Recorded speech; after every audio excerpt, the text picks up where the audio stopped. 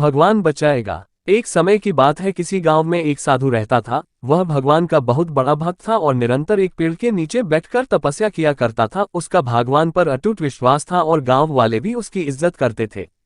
एक बार गांव में बहुत भीषण बाढ़ आ गई। चारों तरफ पानी ही पानी दिखाई देने लगा। सभी लोग अपनी जान बचाने के लिए ऊंचे स्थानों की तरफ बढ़ने लगे। जब लोगों ने देखा कि साधु महाराज अभी भी पेड़ के नीचे बैठे भगवान का नाम जप रहे हैं तो उन्हें यह जगह छोड़ने की सलाह दी। पर साधु ने कहा, तुम लोग अपनी जान बचाओ, मुझे तो मेरा भगवान बचाएगा। धीरे धीरे पानी का स्तर बढ़ता गया और पानी साधु के कमर तक आ पहुंचा। इतने में वहां से एक नाव गुजरी। मल्लाह ने कहा, हे साधु महाराज, आप इस नाव पर सवार हो जाए, मैं आपको सुरक्षित स्थान तक पहुंचा दूंगा। नहीं, मुझे तुम्हारी मदद की आवश्यकता नहीं है, मुझे तो मेरा भगवान बचाएगा, साधु ने उत्तर दिया। नाव वाला चुपचाप वहां से चला गया।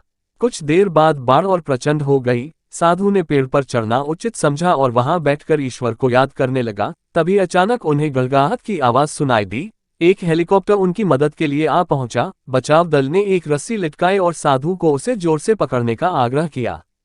पर साधु फिर बोला, मैं इसे नहीं पकड़ूंगा, मुझे तो मेरा भगवान बचाएगा।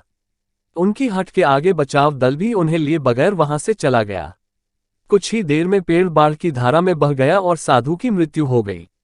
मरने के बाद साधु महाराज स्वर्ग पहुंचे और भगवान से बोले, हे प्रभु, मैंने तुम्हारी पूरी लगन के साथ आराधना की, तपस्या की, पर जब मैं पानी में डूबकर मर रहा था तब तुम मुझे बचाने नहीं आए, ऐसा क्यों प्रभु? भगवान बोले, हे साधु महात्मा, मैं तुम्हारी रक्षा करने एक नहीं बल्कि 3 बार आया। पहला ग्रामीणों के रूप में, दूसरा नाव वाले के रूप में और तीसरा हेलीकॉप्टर बचाव दल के रूप में।